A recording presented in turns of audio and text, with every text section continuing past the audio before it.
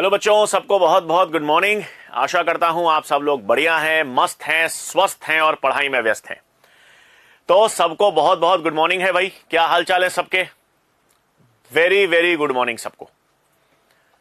ठीक है बच्चों, तो ऑडियो और वीडियो क्लियर है? आसानी से सुन पा रहे हो, देख पा रहे हो? हाँ भाई, ठीक है। और वही अपनी जो प्यारी सी 360 डिग्री आर्मी है, उस 360 डिग्री आर्मी की तरफ से सबका बहुत बहुत स्वागत है। ठीक है। और हमेशा क्लास की शुरुआत करने से पहले हमेशा आप लोगों को दिल से धन्यवाद देना चाहता हूं, बहुत बहुत धन्यवाद देना चाहता हूं, इतना प्यार, इतना सम्मान देने के लिए। और इसके बदले बच्चों आप लोगों को इतना विश्वास दिलाता हूं कि हम जैसा जैसा पढ़ रहे हैं बढ़िया तरीके से तैयारी करेंगे, चीजों को आसान बनाएंगे, सीखेंगे और आपके नंबर मैं कम नहीं होने दूंगा। ठीक है बच्चों, तो सबको बहुत बहुत गुड मॉर्निंग है भाई। आज हमारे पास जीव जगत के वर्गीकरण का आखिरी लेक्चर है। आज अपन चैप्टर पूरा कंप्लीट कर लेंगे। आप लोगों के लिए पीवाईक्यूज भी लेकर आया हूं। लास्ट के 5 सालों में प्रीवियस ईयर क्वेश्चंस क्या क्या आए हैं वो भी करेंगे। ठीक है। और एनसीईआरटी में देख लेंगे क्या क्या चीजें जरूरी हैं। ठीक है भाई, तो आज अपन इस चैप्टर को पूरा कंप्लीट करने वाले हैं। ठीक है भाई, सबको वेरी वेरी गुड मॉर्निंग भाई। आ जाओ फिर।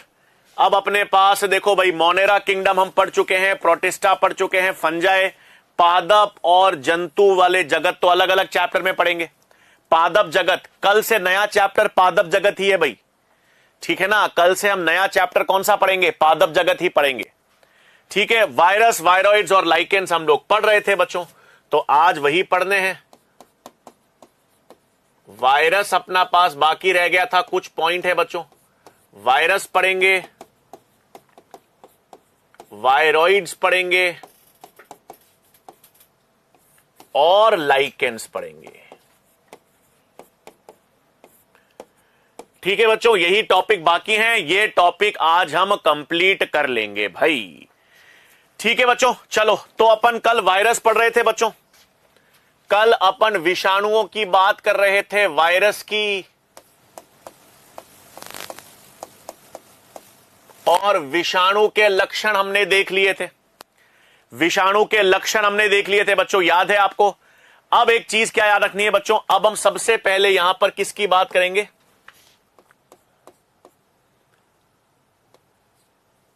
पादपों में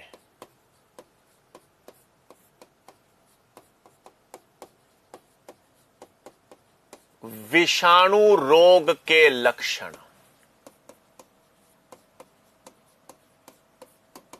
ठीक है बच्चों, सबसे पहले हम बात करेंगे कि अगर पादपों का मतलब है प्लांट्स को विषाणु संक्रमित कर सकता है।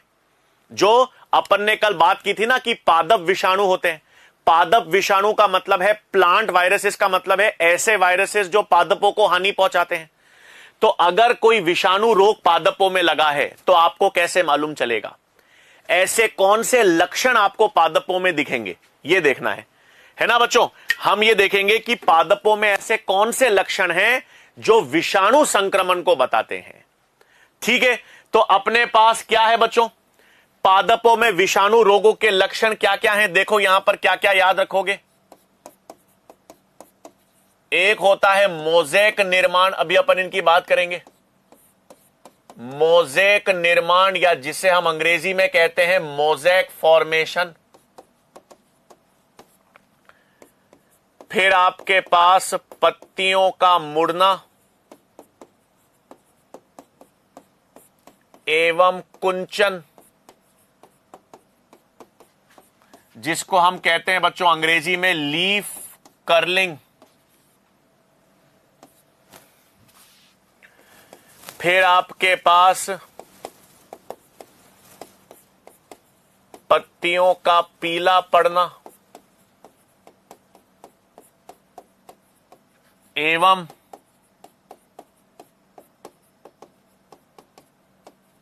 शिरा स्पष्टता, जिसे हम कहते हैं वेन क्लियरिंग।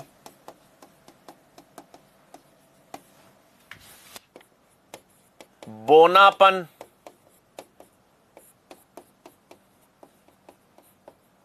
ड्वार्फिज्म और अवरुद्ध वृद्धि। Stunted growth. ये पांचों के पांचों लक्षण आपको याद रखने हैं बच्चों। पांचों के पांचों लक्षण क्या है, वापस सुनना, वापस सुनना। अगर किसी पादप को विषाणु ने संक्रमित कर दिया, एक पादप है और उस पादप को एक विषाणु ने संक्रमित कर दिया। उदाहरण के तौर पे सर, तंबाकू मोज़ेक वायरस पढ़ा था अपन ने कल, तंबाकू मोज़ेक वायरस पढ़ा था। तंबाकू मोज़ेक वायरस क्या करता है, तंबाकू में रोग उत्पन्न करता है, तंबाकू पादप में रोग उत्पन्न करता है। तो क्या लक्षण आते हैं उसमें, लक्षण आता है बच्चों मोज़ेक निर्माण। अब सर ये मोज़ेक क्या होता है, मोज़ेक का मतलब क्या होता है, मोज़ेक का मतलब होता है बच्चों एक तरीका।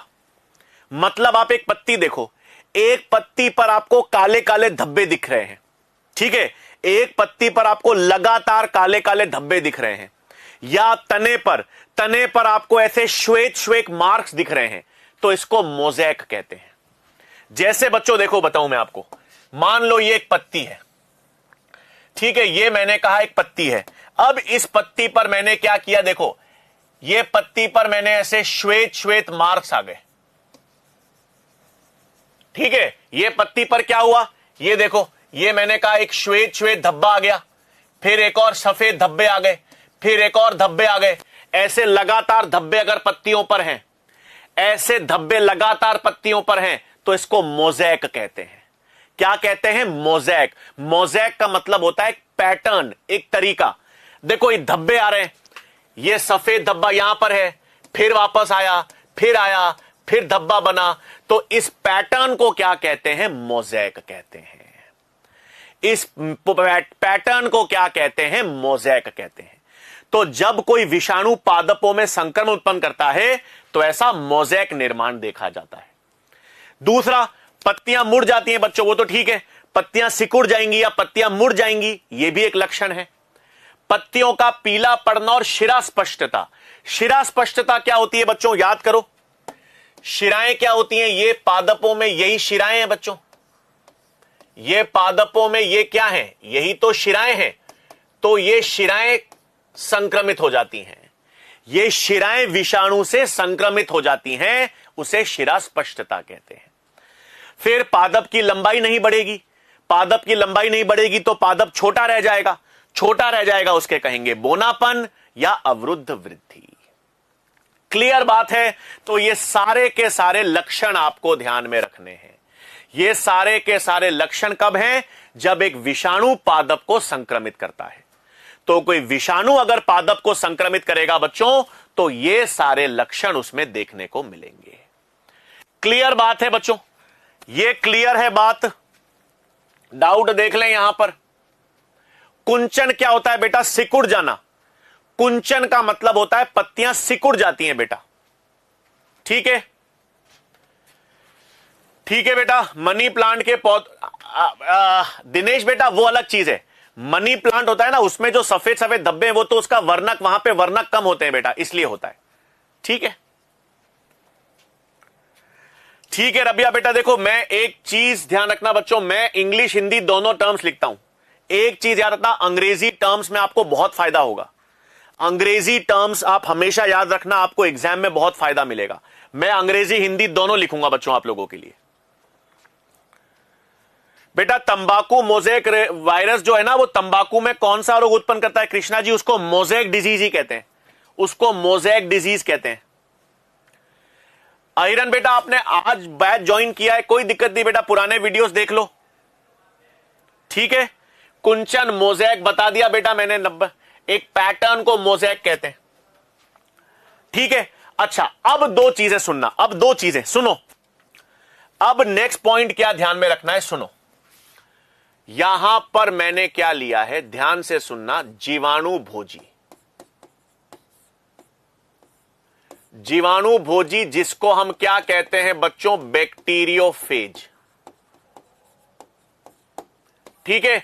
अब मैंने यहां पर क्या लिया है बच्चों, जीवाणु भोजी या बैक्टीरियोफेज। क्या होता है जीवाणु भोजी या बैक्टीरियोफेज, क्या होता है बच्चों, वो वायरस जो जीवाणु को संक्रमित करता है।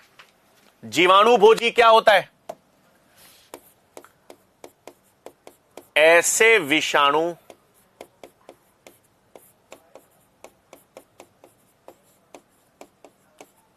जो जीवाणु को संक्रमित करते हैं।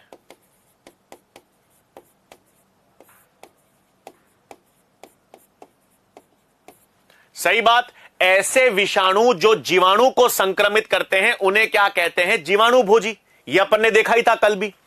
अब ये जीवाणु भोजी जो होते हैं बच्चों, ये जीवाणु भोजी दो प्रकार के हैं। ये जीवाणु भोजी दो प्रकार के होते हैं। क्या? कौन से?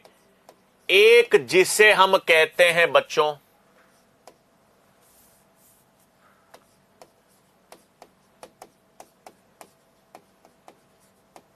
लाइटिक फेज,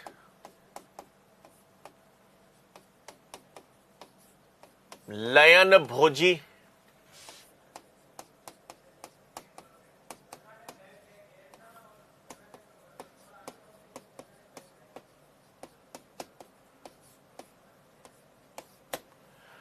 ठीक है बच्चों। और दूसरा, एक सेकेंड, अभी क्या मतलब है बता रहा हूं।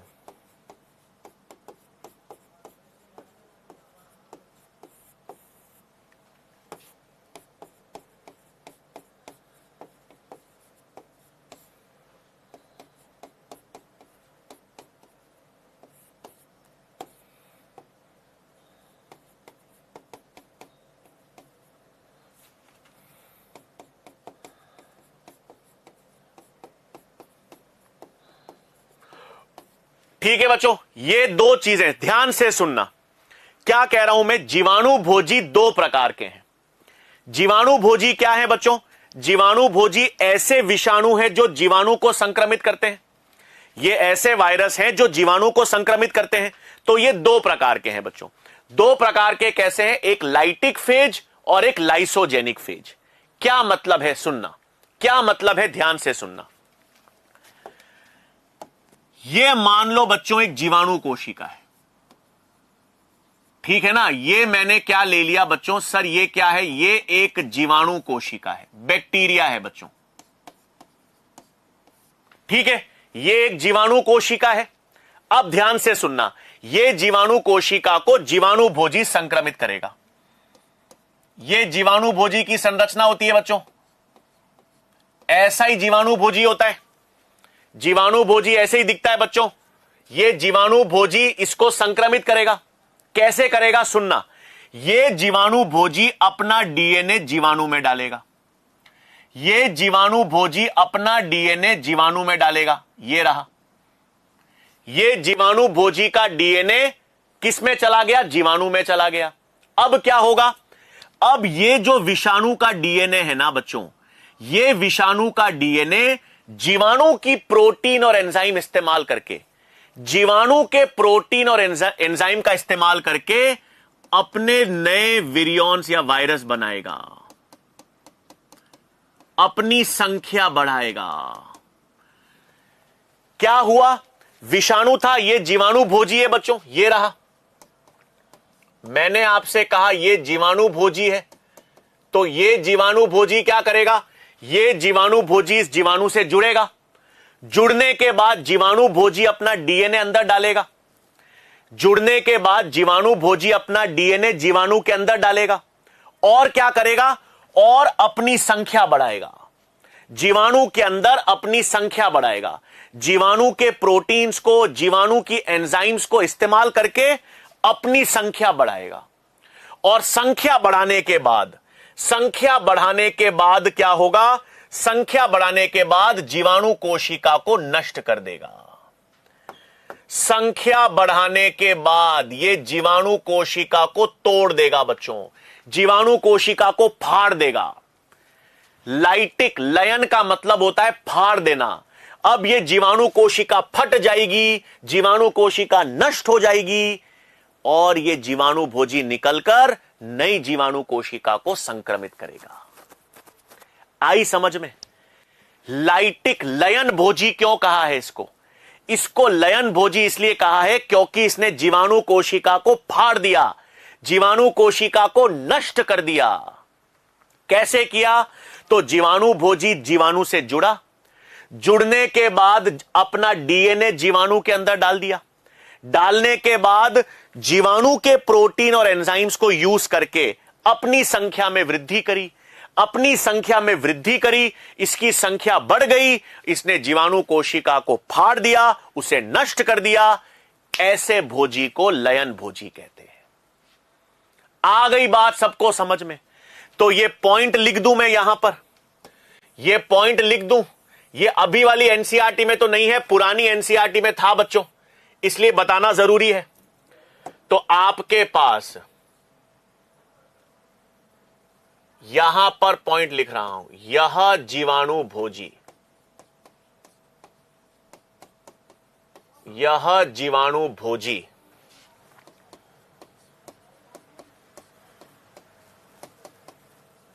जीवाणु के भीतर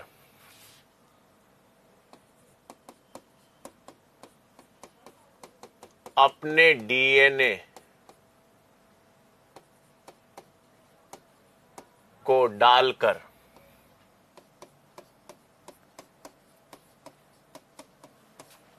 नए विषाणु पैदा करता है।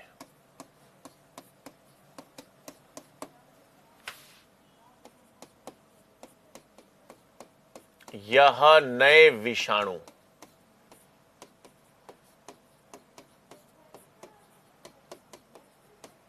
जीवाणु कोशिका को नष्ट कर देते हैं। सही बात है बच्चों, याद रहेगा आप, क्लियर बात है, क्लियर बात है। लाइटिक लयन भोजी क्यों कहा है इसको, रोगजनक जीवाणु भोजी क्यों कहा है? क्योंकि यह जीवाणु भोजी जीवाणु के भीतर अपना डीएनए डालेगा, डीएनए डालकर नए विषाणु पैदा करेगा, और वो नए विषाणु जीवाणु कोशिका को नष्ट कर देंगे, उसको फाड़ देंगे। नष्ट करने को कहते हैं लाइसेस या लयन। इसलिए इस चक्र को, इस जीवाणु भोजी को क्या कहेंगे? लाइटिक फेज या लयन भोजी। क्लियर बात है? क्लियर बात है बच्चों? क्लियर बात है? ठीक है। अब दूसरा क्या है देखो, दूसरा है लाइसोजेनिक फेज। दूसरा क्या है बच्चों? लाइसोजेनिक फेज, जिसको प्रोफेज कहते हैं। इसको प्रोफेज भी कहते हैं, इसको टेम्परेट फेज भी कहते हैं बच्चों, अलग अलग नाम है। टेम्परेट भोजी भी कह सकते हो। अब ये क्या करेगा सुनना, इसमें क्या होगा सर? इसमें वापस देखो, ये जीवाणु कोशिका है, ये वापस मैंने क्या बना दी सर, इस यहां पर क्या होता है, ये रहा जीवाणु कोशिका है। अब यहां पर भी जीवाणु भोजी आएगा, ये जीवाणु भोजी इस पे आके जुड़ गया। अब ये जीवाणु भोजी भी अपना डीएनए अंदर डालेगा, ये जीवाणु भोजी भी अपना डीएनए जीवाणु के अंदर डालेगा। सर ये तो सेम सिस्टम है, यहां पर भी ऐसा ही हो रहा था, ऊपर में भी ऐसा ही हो रहा था। लेकिन अब सुनो, अब क्या होगा? ऊपर क्या था? ऊपर यह था कि ये जो वायरस का डीएनए है, ये जीवाणु के प्रोटीन और एंजाइम्स का इस्तेमाल करके अपनी संख्या बढ़ा रहा था।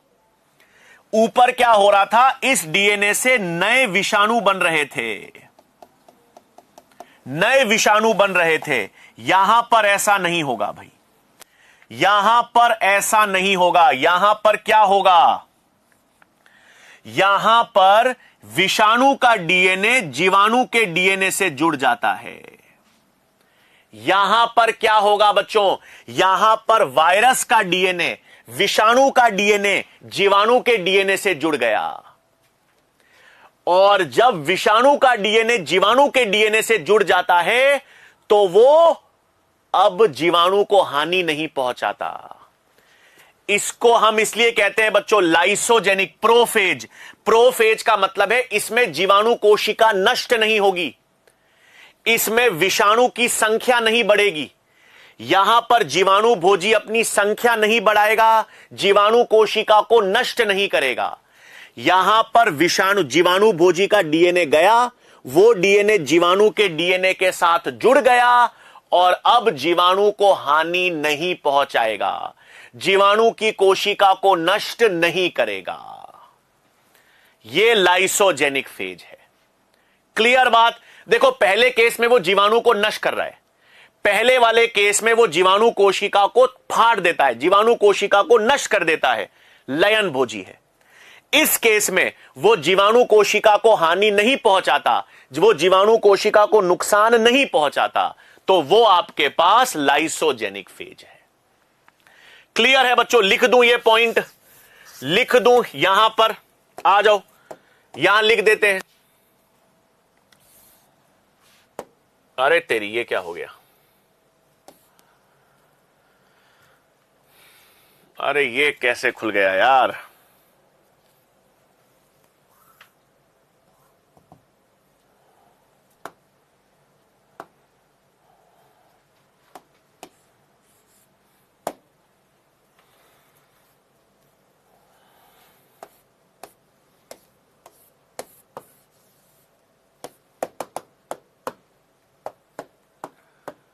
अरे ये क्या आ गया बच्चों,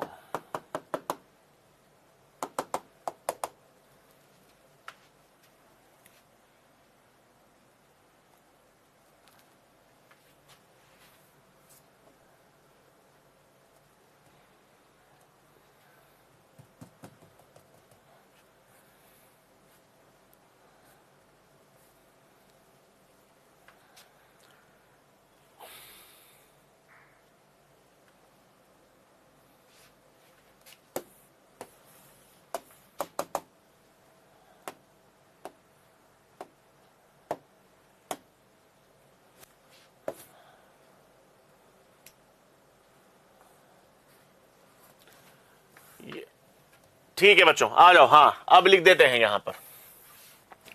तो आपके पास इसमें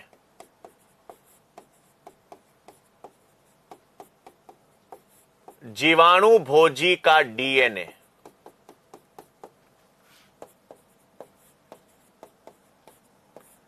जीवाणु के डीएनए के साथ जुड़ जाता है,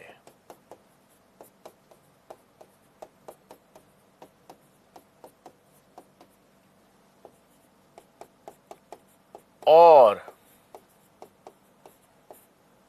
जीवाणु कोशिका नष्ट नहीं होती। ठीक है बच्चों, तो ये दोनों चक्र समझ आ गए, दोनों चक्र सबको समझ आ गए कि भाई जीवाणु भोजी दो प्रकार के हैं। अगर वो जीवाणु कोशिका को नष्ट करेंगे तो लयन भोजी, और अगर वो जीवाणु कोशिका को नष्ट नहीं करेंगे तो वो प्रोफेज कहलाएंगे। क्लियर बात है बच्चों? देख लें बिल्कुल। सचिन जी अब आप लाइव क्लास बिल्कुल देख सकते हो। अंशु बेटा जब ये बैक्टीरिया के डीएनए के साथ जुड़ जाता है ना, तो ये क्लोनिंग वाहक के रूप में यूज करते हैं। जैव प्रौद्योगिकी में बताऊंगा, बायोटेक में इसका यूज होता है बेटा। जीवाणु कोशिका को हानि नहीं होती तो इसको अपन बायोटेक में यूज कर सकते हैं बेटा।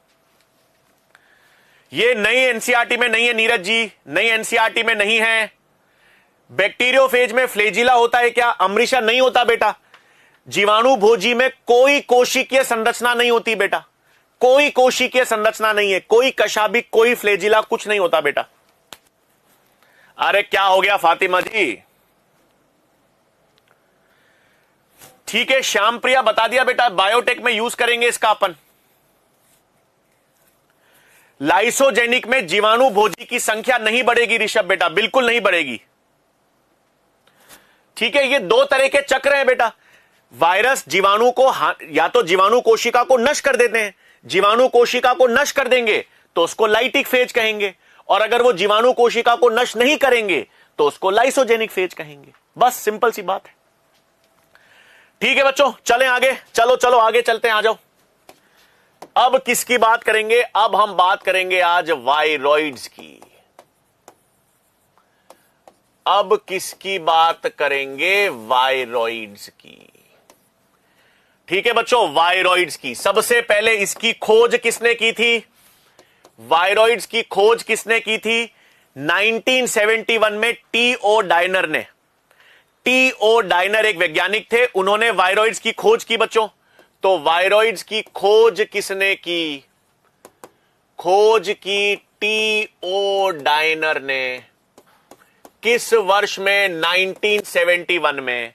अगर 360 डिग्री तैयारी करनी है, 360 डिग्री तैयारी करनी है तो याद करो 1971 में और क्या हुआ था। 1971 में और कोई एनसीईआरटी में ईयर है क्या? ये 1971 में ये वर्ष एनसीईआरटी में और कहां है? मानव स्वास्थ्य वाला चैप्टर है, जनन स्वास्थ्य, रिप्रोडक्टिव हेल्थ। जनन स्वास्थ्य में एमटीपी पढ़ते हैं अपन बच्चों, गर्भपात, मेडिकल टर्मिनेशन ऑफ प्रेगनेंसी। तो भारत में प्रेरित गर्भपात भी वैध किस वर्ष से हुआ था? 1971। तो तैयारी को 360 डिग्री ऐसे करनी है, याद करना। तो खैर, वायरॉइड्स की खोज थियोडाइनर ने की बच्चों 1971 में। अब ये क्या होते हैं बच्चों वायरॉइड्स? ये छोटे वायरसेस हैं, ये छोटे वायरसेस हैं। छोटे का मतलब क्या है बच्चों? इनके अंदर आनुवांशिक पदार्थ आरएनए होता है, लेकिन इनके बाहर प्रोटीन आवरण या कैप्सिड नहीं होता। तो वायरॉइड्स का मतलब है ये विषाणु हैं, वायरस हैं, जिनमें मुक्त आरएनए मिलता है। मुक्त आरएनए का क्या मतलब है? मुक्त आरएनए का क्या मतलब है कि आनुवांशिक पदार्थ तो आरएनए है, लेकिन बाहर प्रोटीन आवरण यानी कैप्सिड नहीं मिलेगा। तो आपके पास यह नग्न आरएनए वायरसेस होते हैं, नग्न आरएनए वायरस है, अर्थात इनमें मुक्त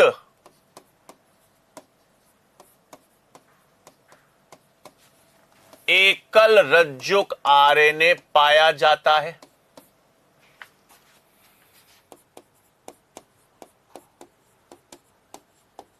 तथा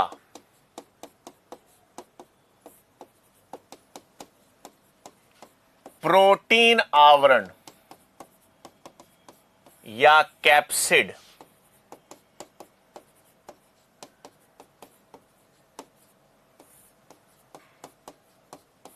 अनुपस्थित होता है।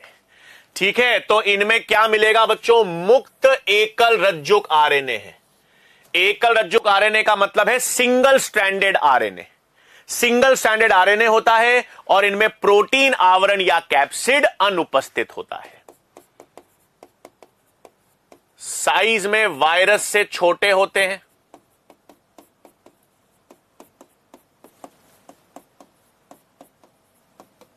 सीधी सी बात है बच्चों, इनकी साइज वायरस से भी छोटी होगी, इनकी साइज वायरस से भी छोटी होगी, क्योंकि इनमें प्रोटीन आवरण भी नहीं है, इनमें कैप्सिड भी नहीं है, तो इनकी साइज वायरस से भी छोटी होती है। और इनका आरएनए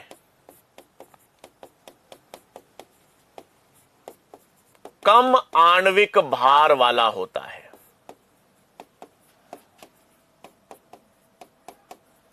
इनका आरएनए कम आणविक भार का होता है, मतलब छोटा आरएनए होता है। इनके अंदर आरएनए एकल रज्जुक होता है और एकल रज्जुक के साथ साथ छोटा आरएनए होता है। तो छोटा आरएनए है मतलब कम आणविक भार वाला आरएनए होता है। और ये रोगजनक होते हैं बच्चों, यह रोगजनक होते हैं। और कौन सा रोग उत्पन्न करते हैं बच्चों? पादपों में, पादपों में, आलू में पोटैटो स्पिंडल ट्यूबर रोग उत्पन्न करते हैं।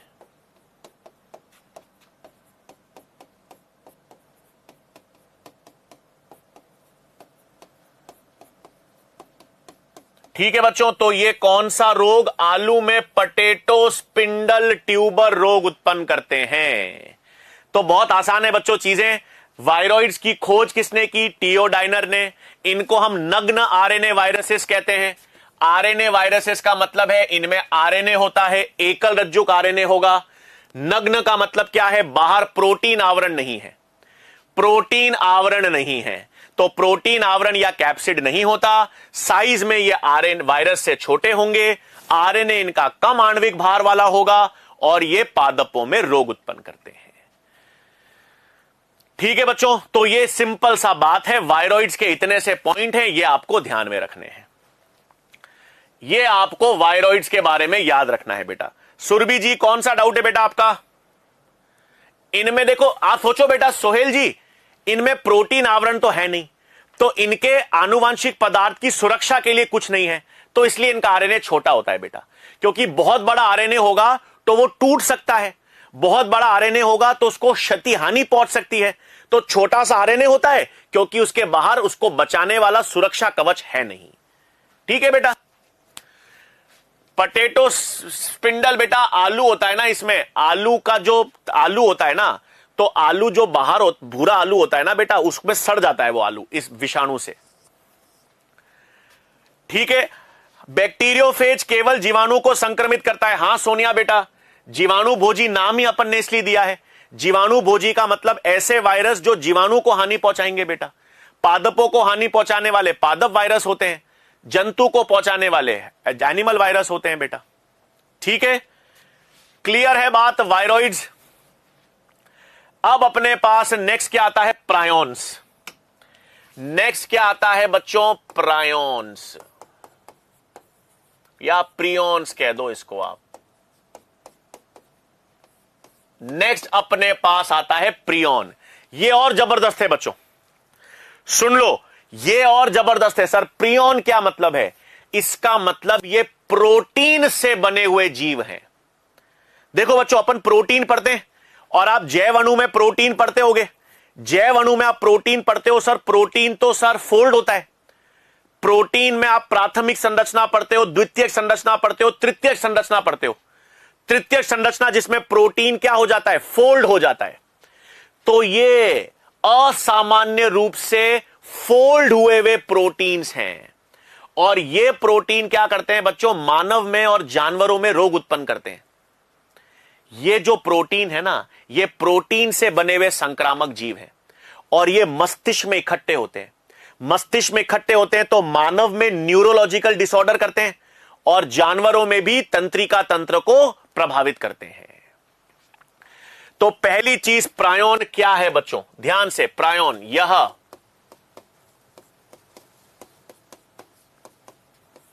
प्रोटीन से निर्मित, प्रोटीन से निर्मित संक्रामक जीव है। और क्या होते हैं इनमें?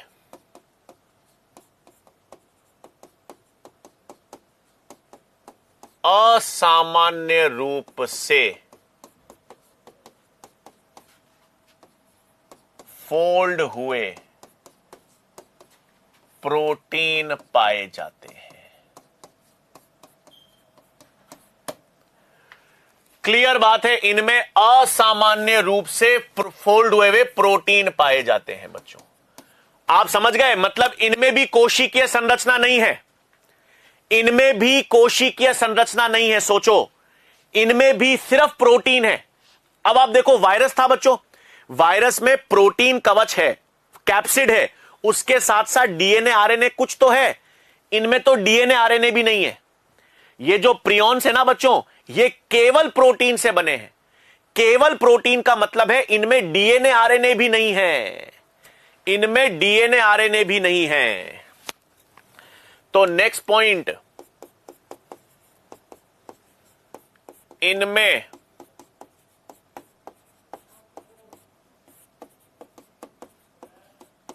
कोशिकीय संरचना, डीएनए, आरएनए कुछ नहीं पाया जाता। इनमें ना तो कोशिकीय संरचना है, ना इनमें डीएनए है, ना इनमें आरएनए है। इनमें केवल असामान्य रूप से फोल्ड हुए हुए प्रोटीन्स हैं, केवल प्रोटीन से। प्रियोन का मतलब ही है प्रोटीन से बने हुए, केवल प्रोटीन से बने हुए। ठीक है, फिर क्या करते हैं बच्चों? यह तंत्रिका तंत्र, या जिसे हम कहते हैं न्यूरोलॉजिकल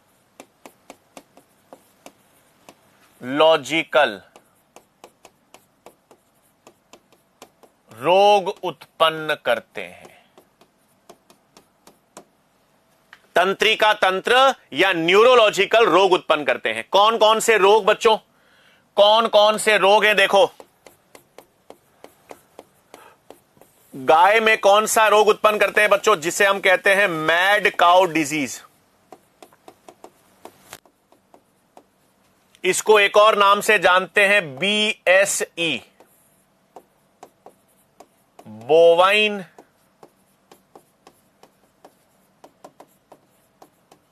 स्पॉन्जीफॉर्म इंसेफेलोपैथी। ठीक है, BSE का फुल फॉर्म ये रहा बच्चों, बोवाइन स्पॉन्जीफॉर्म इंसेफेलोपैथी। ये बोवाइन क्या होता है बच्चों? गाय के बछड़े को कहते हैं। गाय का बछड़ा होता है ना बेटा, गाय का बछड़ा होता है बोवाइन। गाय के बछड़े को बोवाइन कहते हैं, इसलिए इस बीमारी को BSE कहते हैं। इसके बछड़े के तंत्रिका तंत्र को प्रभावित करता है। मान लो गाय में ये प्रोटीन पहुंच गया, गाय में ये प्रियन पहुंच गया, तो गाय का दूध बछड़े के लिए होता है। बछड़ा जब उस गाय का दूध पीता है ना, तो उसका तंत्रिका तंत्र प्रभावित हो जाता है, उसका मस्तिष्क प्रभावित हो जाता है, उसको बोवाइन स्पॉन्जीफॉर्म इंसेफेलोपैथी कहते हैं। और मानव में कौन सा रोग उत्पन्न करता है बच्चों? ये मानव में ये CJD रोग, क्रुट्सफर्ट जेकब डिजीज। इस बीमारी में भी मानव का, वो कहते हैं ना, मेंटल हो जाता है व्यक्ति, उसका तंत्रिका तंत्र, मस्तिष्क खराब हो जाता है बच्चों। ये सारे प्रोटीन्स जो है ना, प्रियॉन्स, ये ब्रेन को, मस्तिष्क को प्रभावित करते हैं। किसको प्रभावित करते हैं? ब्रेन या मस्तिष्क को प्रभावित करते हैं। इतना ठीक है। बहुत ज्यादा इसके बारे में अभी भी शोध चल रही है बच्चों, इसके बारे में अभी भी रिसर्च चल रहा है कि ये रोग कैसे उत्पन्न करता है। ये प्रोटीन है, ये प्रोटीन एक जीव से दूसरे जीव में कैसे जाता है, क्योंकि इसमें DNA RNA तो है नहीं, DNA RNA इसमें है नहीं, तो ये कैसे संक्रमण उत्पन्न करता है, आज तक इसके बारे में शोध चालू है, रिसर्च चालू है। ठीक है, हमको अभी तक कितना मालूम है कि ये प्रोटीन से बने हुए हैं, इनमें असामान्य रूप से फोल्ड हुए हुए प्रोटीन्स हैं, कोई कोशिकीय संरचना है नहीं, कोई DNA RNA है नहीं। हां बेटा, कुरु डिजीज भी कहते हैं इसको, CJD रोग को कुरु डिजीज या लाफिंग डेथ भी कहते हैं, बिल्कुल कहते हैं बेटा, बट NCERT में जो है वही बता रहा हूं अभी मैं आपको। क्लियर बात है बच्चों, क्लियर है बात। अब आखिरी लाइकेंस का टॉपिक रह गया बेटा। प्रायन प्लांट में नहीं उत्पन्न करते, क्योंकि मस्तिष्क, तंत्रिका तंत्र तो मानव और जानवरों में ही है। प्रियॉन्स जो है ना बेटा, ये पादपों में रोग उत्पन्न नहीं करते, क्योंकि ये तंत्रिका तंत्र को प्रभावित करते हैं, तो जानवर और मानव में ही देखे गए हैं। हां यास्मीन जी बेटा, करेंगे, वो भी करेंगे, कोई दिक्कत नहीं। शामी जी लगे रहो, आएगा, बढ़िया हो जाएगा। हां, बछड़े को बेटा, गाय के बछड़े को। मुस्कान जी बिल्कुल। शुभम जी क्या बात है, बिल्कुल सही सोचा बेटा आपने, पारक्रमण वाला उदाहरण बिल्कुल सही। ठीक है, मैड काउ बेटा, हां, तंत्रिका तंत्र, इनकी साइज वायरस के समान होगी बच्चों। हां, ये पॉइंट भी लिख देता हूं, इनकी साइज वायरस के समान होती है, इनकी साइज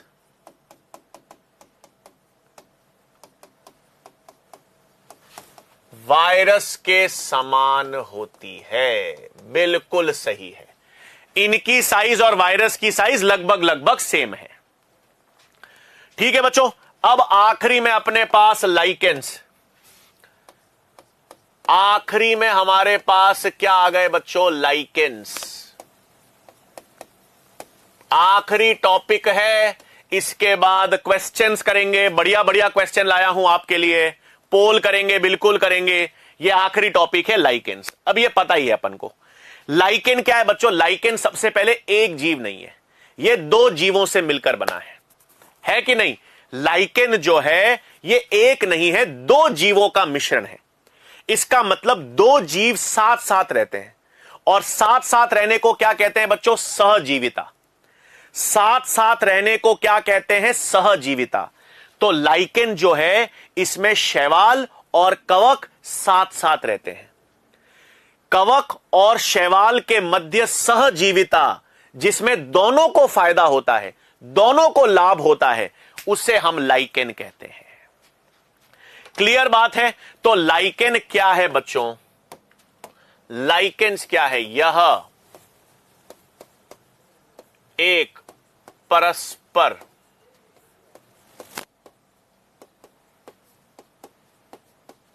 सहजीविता होती है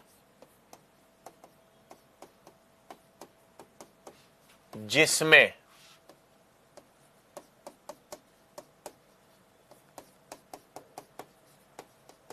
शैवाल तथा कवक यानी फंजाई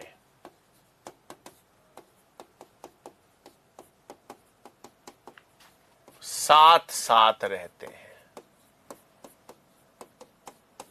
सही बात है बच्चों।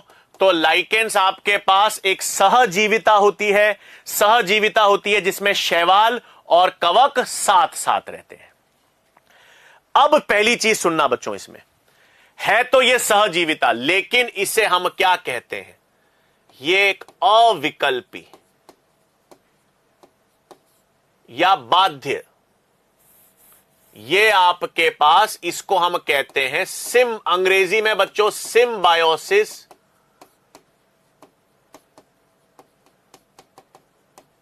या म्यूचुअलिज्म, है ना। सहजीविता का मतलब है इसमें दोनों को फायदा होता है बच्चों, इसमें दोनों को फायदा होता है, इसलिए इसको सिम्बायोसिस या म्यूचुअलिज्म भी कहते हैं।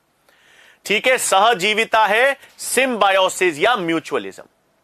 अब इसमें सुनना, जो शैवाल होती है बच्चों, सुनना, शैवाल को किस नाम से जानते हैं? शैवाल को कहते हैं बच्चों फाइकोबायोंट, या जिसको हम कहते हैं शैवलांक।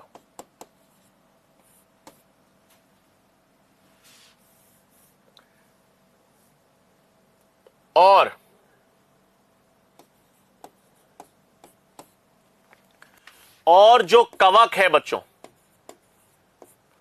कवक को क्या कहते हैं? माइकोबायोंट। कवक को क्या कहेंगे? माइकोबायोंट यानी कवकांश। सही बात है भाई, आपके पास ये दो से बने हुए हैं, ठीक है, दो से बने हुए लाइकेन में शैवाल और कवक दोनों हैं। शैवाल को अपन ने क्या कह दिया बच्चों? शैवलाकंश यानी फाइकोबायोंट, और कवक को अपन ने क्या कह दिया? माइकोबायोंट। क्लियर है बात? क्लियर है बात?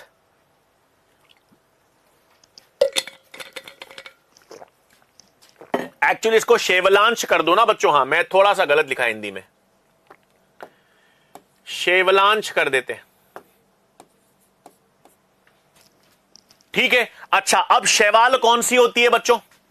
शैवाल इसमें ज्यादातर सामान्यतः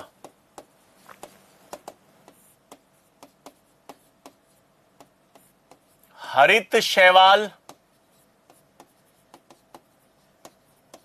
अथवा नील हरित शैवाल होती है।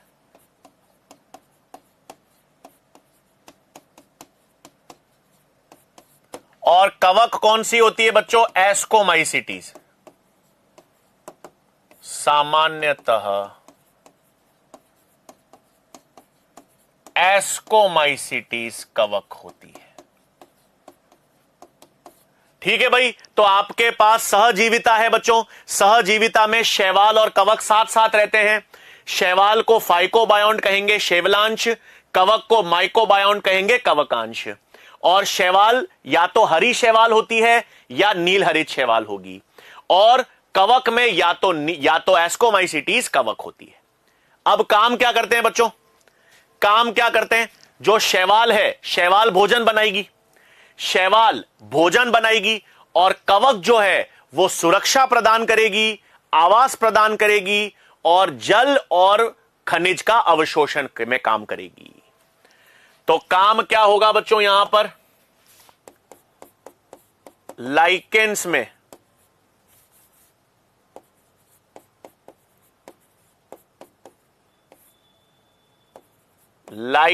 में शैवाल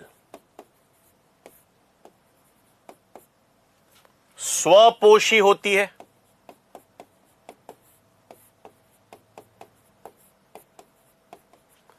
शैवाल स्वपोषी होती है मतलब भोजन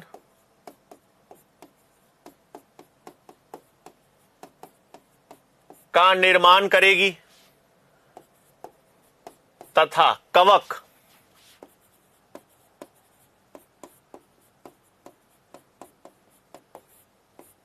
परपोषी है।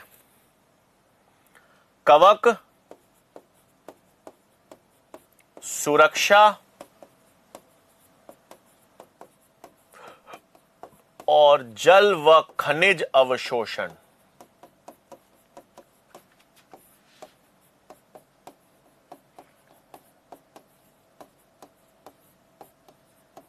में कार्य करती है। ठीक है, तो लाइकेन में शैवाल जो है वो तो स्वपोषी होती है और कवक जो होती है वो सुरक्षा प्रदान करेगी और जल और खनिज अवशोषण में कार्य करेगी। क्लियर बात है बच्चों। अच्छा, एक और चीज, अब क्या है बच्चों, लाइकेन दिखता कैसे है? लाइकेन दिखने में थैलस जैसा होता है। लाइकेन बच्चों दिखने में कैसा होता है? थैलस। अब आप बोलोगे सर थैलस क्या होता है? थैलस का मतलब यह होता है बच्चों कि इसमें तने, जड़ और पत्तियां नहीं होती। लाइकेन के अंदर आपने देखा होगा कोई चट्टान होती है ना, चट्टान पे सबसे पहले लाइकेन्स आते हैं। कोई नंगी चट्टान आपने देखी होगी, चट्टान पे सबसे पहले कौन स्थापित होते हैं? चट्टान पे सबसे पहले लाइकेन्स दिखते हैं। तो वो लाइकेन्स कैसे होते हैं बच्चों? थैलस रूपी, मतलब तने, जड़ और पत्तियां इनमें नहीं होती। तो लाइकेन का जो थैलस है ना बच्चों, आपको ध्यान में रखना है, लाइकेन के थैलस में कवक की मात्रा ज्यादा होगी और शैवाल की मात्रा कम होगी। लाइकेन में, लाइकेन का जो थैलस है उसमें ज्यादा मात्रा कवक की होगी, कम मात्रा शैवाल की होगी। दोनों बराबर नहीं होते, कवक ज्यादा होती है और शैवाल कम मात्रा में होगी। दूसरा, यह धीमी दर से वृद्धि करता है। लाइकेन में वृद्धि धीमी दर से होती है। ठीक है, तो यह पॉइंट लिख दें आगे, यह पॉइंट लिख दूं आगे। तो अपने पास नेक्स्ट पॉइंट है लाइकेन का थैलस।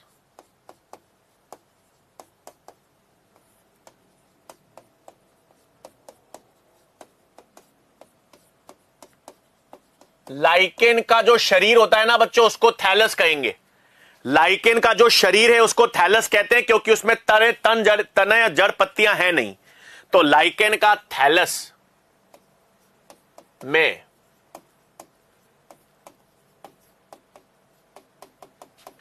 कवक की मात्रा अधिक तथा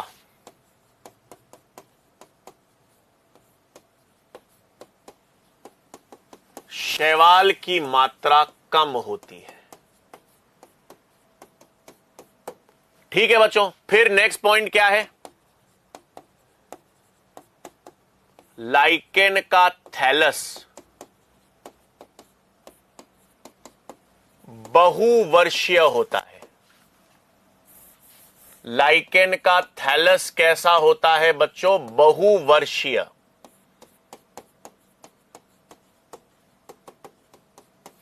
लाइकेन का थैलस बहुवर्षीय होता है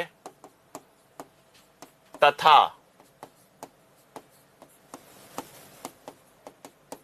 धीमी दर से वृद्धि करता है।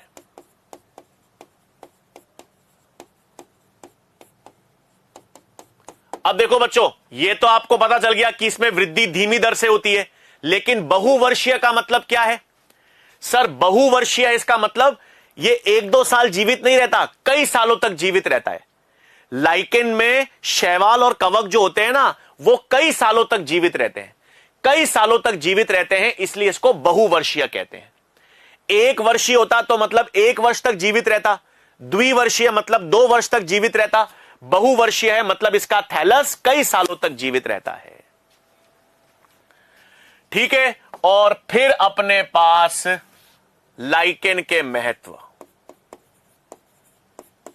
लाइकेन के महत्व, सबसे पहला महत्व क्या होता है बच्चों? ये वायु प्रदूषण के सूचक होते हैं। लाइकेन जो होते हैं ना बच्चों, ये वायु प्रदूषण के सूचक होते हैं। वायु प्रदूषण के सूचक का मतलब क्या है?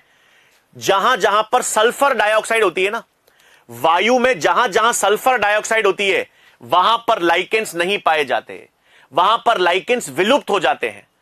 तो अगर आपकी पेड़ की वृक्ष की छाल पर मिलते हैं बच्चों ज्यादातर, तो वृक्ष की छाल पर अगर आपको लाइकेंस दिख रहे हैं, इसका मतलब वहां पर वायु प्रदूषण नहीं है, वहां पे सल्फर डाइऑक्साइड नहीं है। लेकिन अगर वृक्ष की छाल से लाइकेन गायब हो गए, इसका मतलब वहां पर वायु प्रदूषण है, वहां पर सल्फर डाइऑक्साइड है। तो लाइकेन का पहला महत्व क्या हो गया बच्चों? ये वायु प्रदूषण के सूचक होते हैं।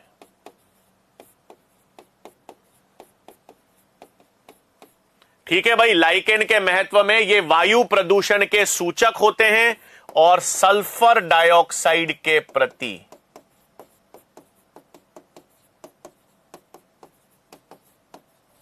संवेदनशील होते हैं।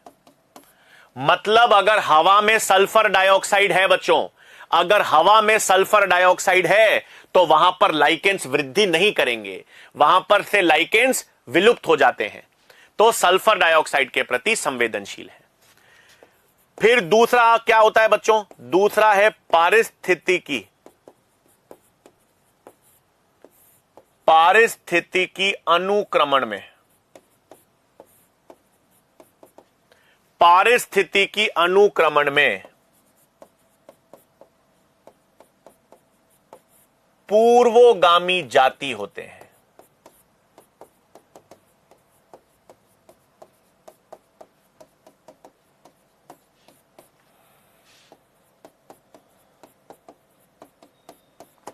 अब ये क्या होता है बच्चों? पारिस्थितिकी अनुक्रमण क्या होता है? मतलब मान लो एक वातावरण है बच्चों, एक जगह पर एक क्षेत्र है, एक क्षेत्र में जीवन की उत्पत्ति होनी है। तो जैसे मैंने कहा एक चट्टान है बच्चों, एक खाली चट्टान है, तो खाली चट्टान पर सबसे पहले कौन सी जाति आकर स्थापित होगी? एक खाली चट्टान पर सबसे पहली जाति जो स्थापित होती है वो लाइकेन है। तो किसी भी खाली क्षेत्र में, किसी भी रिक्त क्षेत्र में सबसे पहली जाति आके स्थापित होती है, उसको पूर्वोगामी जाति कहते हैं, उसे अपन पाइनियर स्पीशीज कहते हैं। तो वो कौन से होते हैं बच्चों? लाइकेन्स। तो पारिस्थितिकी अनुक्रमण में, अंग्रेजी में इसको कहते हैं बच्चों इकोलॉजिकल सक्सेशन। अंग्रेजी में इसको हम क्या कहते हैं? Ecological succession. उसमें सबसे पहली जाति आकर स्थापित होती है। एक नग्न चट्टान पर सबसे पहले कौन सी जाति आकर स्थापित होती है? लाइकेन्स। तो वायु प्रदूषण के सूचक भी हैं और पूर्वोगामी जाति के रूप में काम करते हैं। सबसे पहले एक नग्न चट्टान पर सबसे पहले आकर ये स्थापित होते हैं। क्लियर है बात बच्चों? क्लियर है लाइकेन के महत्व भी? अब हम डाउट्स देख लें आप लोगों के।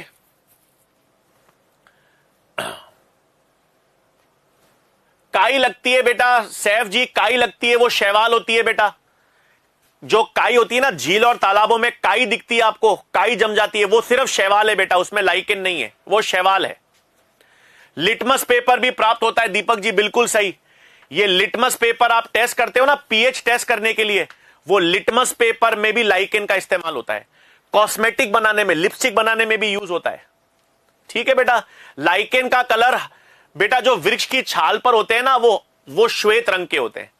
ज्यादातर लाइकेन्स का रंग हल्का श्वेत होता है बेटा। ठीक है।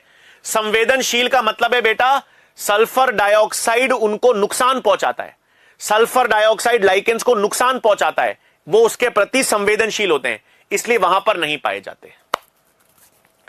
क्लियर बात बच्चों? क्लियर है? क्लियर बात?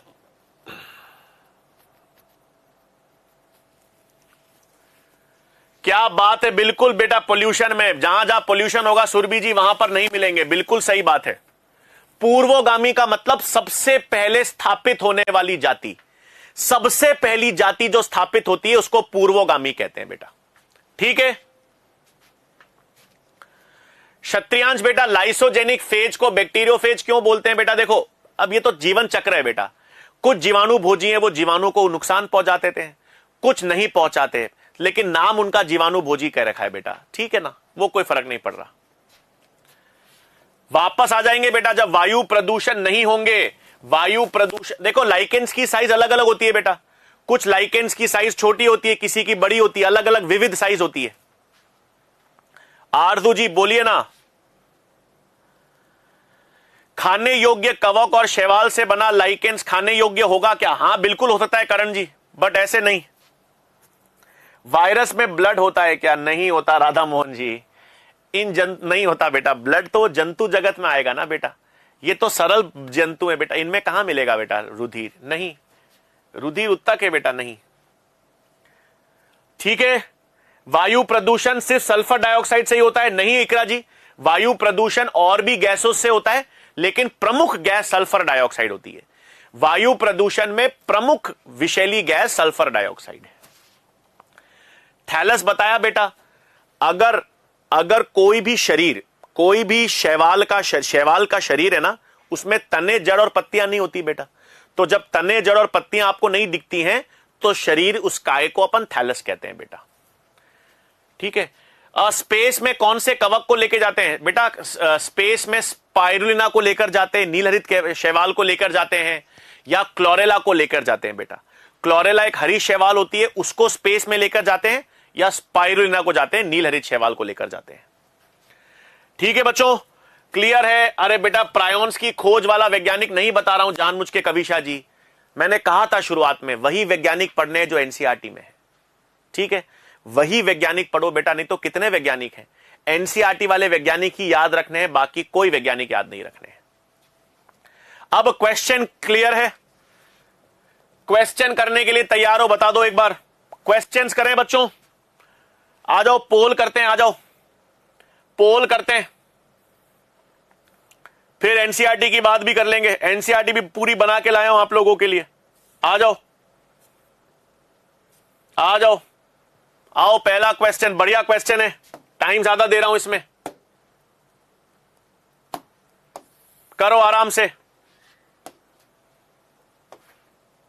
पढ़ो ध्यान से, बढ़िया सवाल है, करो।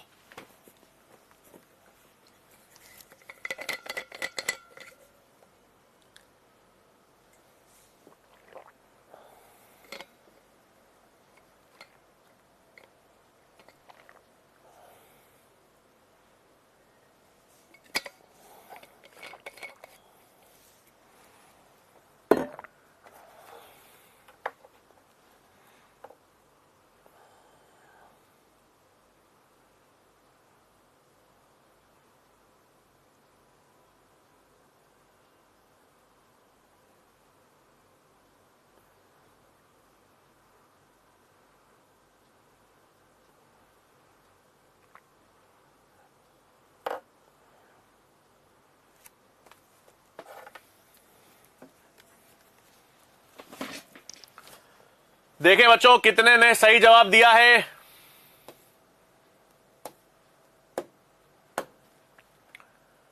अबे तेरी, देखें बच्चों, देखें देखें एक बार,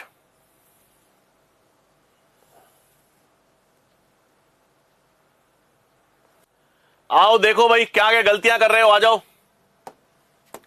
देखो सबसे पहला कौन आएगा, इनमें पूछा गया है निम्नलिखित में से प्रत्येक विशेषता विटेकर द्वारा की गई थी संरचना में जटिलता के बढ़ते हुए क्रम में। तो सबसे पहले तो प्रोकैरियोट आएगा बच्चों, सबसे पहला तो प्रोकैरियोट आएगा, मोनेरा जगत। सबसे पहला तो मोनेरा जगत आएगा जिसमें प्रोकैरियोट्स होते हैं, कोशिका भित्ति पॉलीसैकेराइड और अमीनो अम्ल से बनी है, पेप्टिडोग्लाइकेन। तो पहला तो सी आएगा बच्चों, पहला सी आएगा, तो ये वाला ऑप्शन आउट हो गए। फिर प्रोकैरियोट्स के बाद प्रोटिस्टा, उसके बाद क्या आएगा बच्चों, मोनेरा के बाद प्रोटिस्टा। प्रोटिस्टा में ये देखो यूकैरियोट्स, कोशिकीय संरचना। फिर आपके पास ई आएगा, सी के बाद ई आएगा, ई प्रोटिस्टा जगत हो गया, ई प्रोटिस्टा जगत हो गया बच्चों। ई प्रोटिस्टा हो गया। फिर कवक, ये रहा कवक, बहुकोशिकीय परपोषी काइटिन से बनी होती है ये कवक। सीई के बाद ए, तो सीई ए तो दोनों में जा रहा है। उसके बाद पादप आएंगे बच्चों, उसके बाद पादप ये रहे, ऑटोट्रॉफ टिश्यू ऑर्गन लेवल, ये पादप जगत। उसके बाद डी आएगा बच्चों पादप,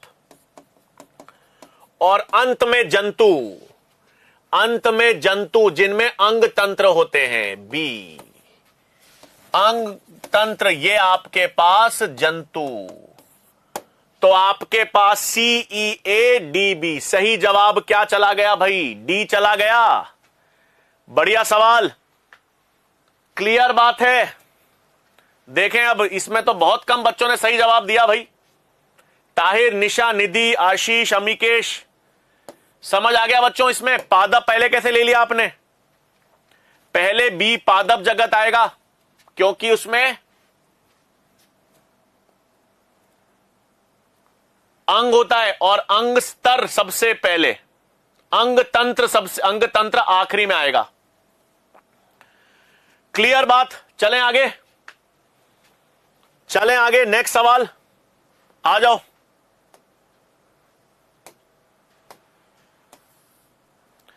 नेक्स्ट सवाल, अब गलती मत करना बच्चों।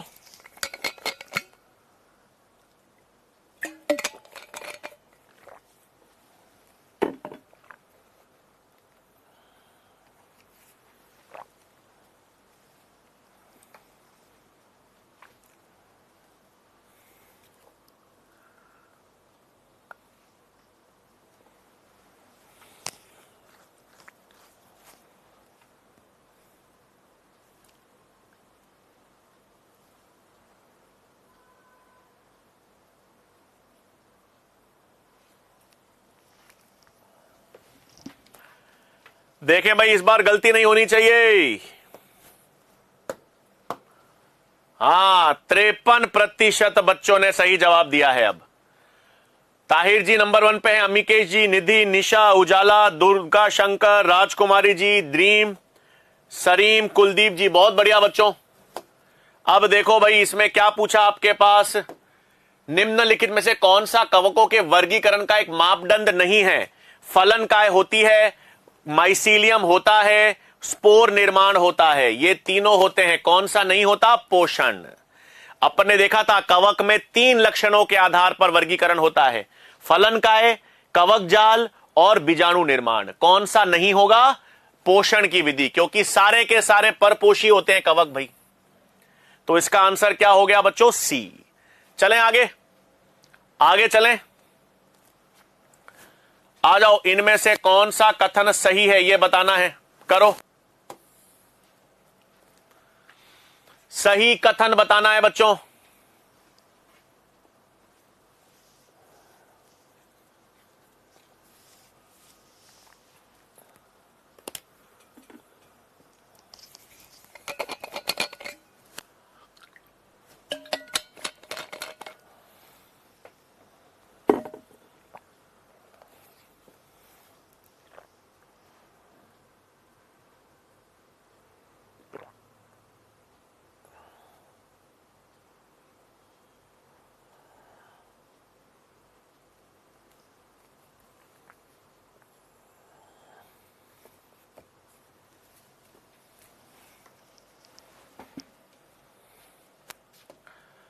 देखें भाई,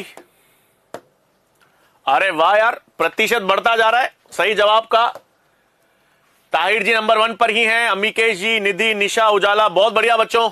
आ जाओ देखें, करेक्ट स्टेटमेंट पूछा। माइकोप्लाज्मा डीएनए राइबोसोम कोशिका भित्ति नहीं होती, माइकोप्लाज्मा में कोशिका भित्ति नहीं होती, तो गलत हो गया। स्लाइम मोल्ड मृत जीवी सही है, लेकिन मोनेरा में नहीं आता, प्रोटिस्टा में आता है।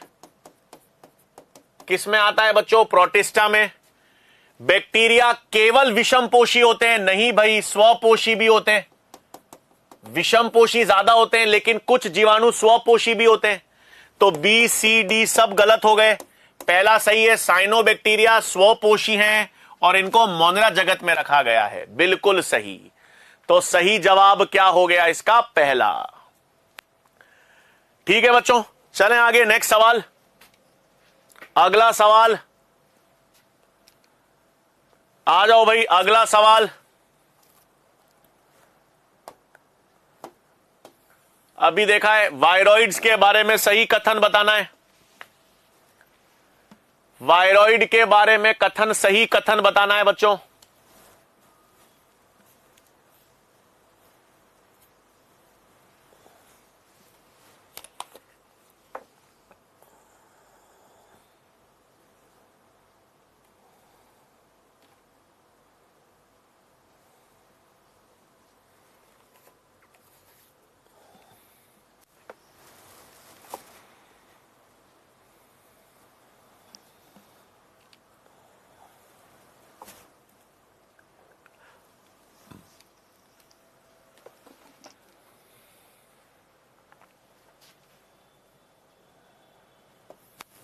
देखे भाई,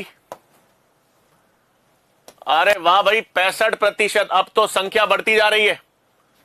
निशा जी नंबर 1 पे आ गए, बढ़िया। निशा जी, दुर्गा शंकर जी, ड्रीम, राजकुमारी, सूरज टाक, सरीम, मोनिका, रिया, दिलखुश, मयंक, बहुत बढ़िया बच्चों, बहुत बहुत बढ़िया। तो इसमें किस वायरॉइड में फ्री आरएनए, मुक्त आरएनए होता है और प्रोटीन आवरण नहीं पाया जाता। सिंपल सा बात है, प्रोटीन आवरण के बिना स्वतंत्र आरएनए होता है, यही अपन ने देख लिया था अभी। क्लियर बात बच्चों, देख लो भाई, यही सवाल आते हैं। आ जाओ,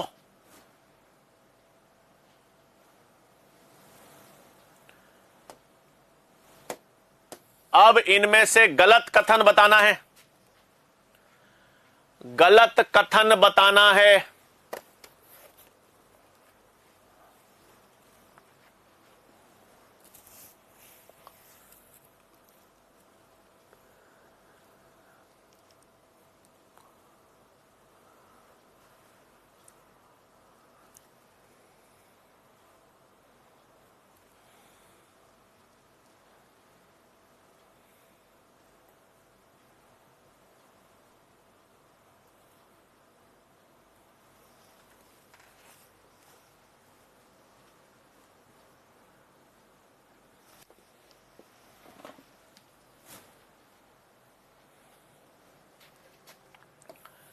देखें, अरे तेरी, इसमें बहुत गलतियां कर दी भाई। दुर्गा शंकर जी नंबर 1 पर हैं, ड्रीम, एफएमसी, राजकुमारी जी, सूरज टाक, सरीम, रिया, मोनिका जी, मयंक जी, प्रिया, भारती जी, बहुत बढ़िया भाई। पांचों के पांचों सवाल सही दिए इन्होंने। देखो भाई, सबसे पहले तो गलत कथन बताना है। हमेशा पढ़ा करो, सही पूछा गया है, गलत पूछा गया है, क्या पूछा गया है। देखो यहां पर आपको गलत कथन बताना है। प्रियॉन्स में अनियमित मुड़ी हुई प्रोटीन होती है, बिल्कुल, ये तो कथन सही है। वायरॉइड में प्रोटीन आवरण का अभाव होता है, यह भी कथन सही है। विषाणु अनिवार्य रूप से परजीवी होते हैं, बाध्य परजीवी होते हैं, बिल्कुल सही है। यह गलत हो गया। विषाणुओं में संक्रामक संगठन, प्रोटीन आवरण नहीं होता। बताया था क्या होता है? न्यूक्लिक अम्ल होता है, कल लिखाया है नोट्स में। देखो बच्चों, एक चीज आपको बता दूं, जितने पीवाईक्यूज करने बैठोगे ना, अपने नोट्स के बाहर एक सवाल नहीं हिलने दूंगा मैं। हर चीज अपन ने लिखी है। कल एक नोट में भी लिखाया था मैंने कि विषाणु में जो संक्रामक पदार्थ होता है वो प्रोटीन नहीं होता, वो उनका न्यूक्लिक अम्ल होता है। ठीक है, तो प्रोटीन गलत कथन बताना था, डी आपके पास गलत है। क्लियर भाई, आ रही है बात समझ में? देखो चैप्टर अब हमने पूरा कंप्लीट कर लिया है। ठीक है, कोई भी चीज सुन लेना, मैंने नहीं छोड़ी है। हर जो चीज काम की है सारे के सारे नोट्स में कंप्लीट है। अब देखो एक बार एनसीईआरटी भी देख लें। अब इसमें एनसीईआरटी की भी सिस्टम देख लें बच्चों। देखो आओ, एनसीईआरटी भी लेकर आया हूं आप लोगों के लिए। जब चैप्टर पूरा ही तैयार करो, ये तो अपन ने पूरा नोट्स देखो। अब अपन ने ये देख लिया था, ये सबसे पहले लिनियस की पद्धति अपन ने देखी थी। लिनियस की द्विजक पद्धति, टू किंगडम क्लासिफिकेशन था। इसकी ये सारी कमियां हैं। कमियां क्या क्या थी? यूकैरियोट्स प्रोकैरियोट्स को साथ में रख दिया था। दूसरी कमी क्या थी? एक कोशिकीय, बहुकोशिकीय, प्रकाश संश्लेषी, अप्रकाश संश्लेषी सबको साथ रख दिया था। यह पॉइंट देख लिया अपन ने। ठीक है, फिर अपन ने ये 5 जगत वर्गीकरण, 5 जगत वर्गीकरण में क्या क्या था? कोशिकीय संरचना, शारीरिक संरचना, पोषण की प्रक्रिया, प्रजनन, जाति वृत्तीय संबंध, ये सारा, ये पूरा चार्ट अपन ने समझा था। पूरा का पूरा चार्ट अपन ने समझा था, पूरा का पूरा चार्ट प्रिपेयर किया था। ये इंपॉर्टेंट था, ये अपन ने देखा था बच्चों। फिर 5 जगत वर्गीकरण था, ये रहा 5 जगत वर्गीकरण, सारा का सारा सिस्टम अपन ने देख लिया था। ठीक है, मोनेरा ये रहा बच्चों आपके पास, ये पूरा प्रोकैरियोट्स को मोनेरा में रखा गया, ये सारा पॉइंट अपन ने देख लिया है। फिर मोनेरा जगत में ये 4 आकार, मोनेरा जगत में आकार के आधार पर 4 समूह होते हैं। आकार के आधार पर 4 समूह होते हैं। ये रहा गोलाकार कोकस, छड़ाकार बैसिलस, कौमा आकार विब्रियो, सब पॉइंट। कोई भी चीज, कोई भी पॉइंट अपने नोट्स में नहीं, सब लिखा है। फिर ये रहा बच्चों आपके पास, संरचना में सबसे सरल होता है, व्यवहार अठित जटिल होता है, सारे पॉइंट लिखे हुए हैं। ठीक है, ये प्रकाश संश्लेषी स्वपोषी होते हैं, रसायन संश्लेषी स्वपोषी होते हैं, सारे उदाहरण के साथ लिखा था। उदाहरण के साथ लिखा था बच्चों, याद करो। ये आद्य बैक्टीरिया यानी आर्की बैक्टीरिया के बारे में भी लिखा अपन ने पूरा। कहां पाए जाते हैं? कठिन वास में पाए जाते हैं, गर्म झरनों में, लवणीय क्षेत्रों में। इनकी कोशिका भित्ति भिन्न होती है, बताया था कोशिका भित्ति। ठीक है, मेथेनोजन्स होते हैं, ये देख लिया अपन ने। गर्म थर्मो एसिडोफाइल्स, हेलोफाइल्स, सारे पॉइंट्स देख लिए बच्चों। कोई भी ऐसा पॉइंट नहीं है जो अपने नोट्स में नहीं है, याद रखना। मैं फिर बता रहा हूं, अगर एनसीईआरटी की रीडिंग नहीं भी मारते हो और अपने नोट्स तैयार कर लेते हो, पर्याप्त है, पर्याप्त है। अगर अपने नोट्स बढ़िया तरीके से उतार लिए बच्चों, नोट्स जो मैं लिखता हूं उसके बाहर कोई प्रश्न नहीं जाएगा, मैं आपको फिर बता रहा हूं। ठीक है, यू बैक्टीरिया ये सारा देख लिया था बच्चों। साइनो बैक्टीरिया, नील हरित शैवाल, सब देख लिया था। अपन ने देखा एक कोशिकीय का उदाहरण देखा था, कॉलोनी में रहता है, तंतुमय, सब लिखे। नॉस्टॉक एनाबीना, ये नॉस्टॉक का डायग्राम है बच्चों, देखा था अपन ने।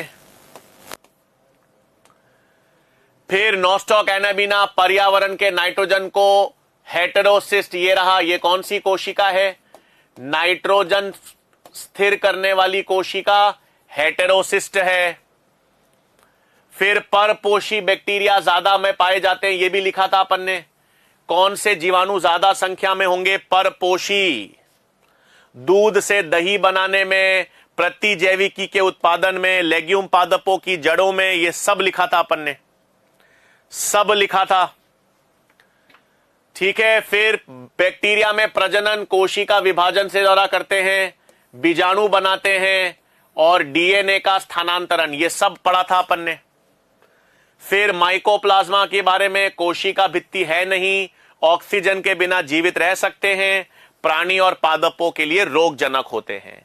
सारे पॉइंट्स, एनसीईआरटी की हर लाइन, कोई भी ऐसी लाइन नहीं है जो अपने नोट्स में नहीं मिलेगी, इतना आपको बता रहा हूं बच्चों। ठीक है, प्रोटिस्टा जगत में अपन ने सब देख लिया बच्चों।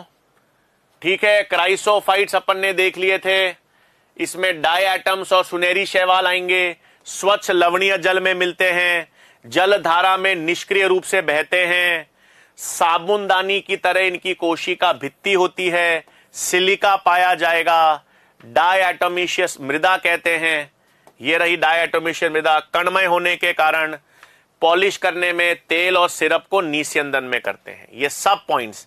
और ये समुद्र के मुख्य उत्पादक हैं। डायनोफ्लेजिलेट्स भी पढ़ा था अपन ने, मुख्य समुद्री जल में, लवणीय जल में मिलेंगे, प्रकाश संश्लेषी हैं, कोशिका भित्ति पर सेल्यूलोज की पट्टिकाएं होती हैं, 2 कशाब होंगे, एक लंबवत अनुप्रस्थ, लाल रंग वाला गोनियोलॉक्स, ये सब अपन ने देख लिया बच्चों। यूग्लिनोइड्स, स्वच्छ जल रुके हुए जल में मिलता है, स्थिर जल में मिलता है, भित्ति है नहीं, पेलिकल की परत पाई जाती है, एक छोटा कशाब एक लंबा होता है, दोनों तरह के पोषण पाए जाते हैं बच्चों। और अपन ने कहा था इनमें वर्णक उच्च पादपों के समान होंगे, मतलब इनमें क्लोरोफिल ए और क्लोरोफिल बी भी होता है। क्लियर बात है बच्चों, ये सब पॉइंट देखे हुए हैं। अवपंक कवक देखा था अपन ने, मृत पोषी प्रोटिस्टा, अनुकूल परिस्थितियों में ये प्लास्मोडियम बनाते हैं अपन ने देखा था। प्रतिकूल परिस्थितियों में बीजाणु युक्त फलनकाय बनते हैं, बीजाणुओं में कोशिका भित्ति होती है। फिर प्रोटोजोआ, प्रोटोजोआ के ये रहे 4 वर्ग कौन से थे? अमीबिया, कशाबिक,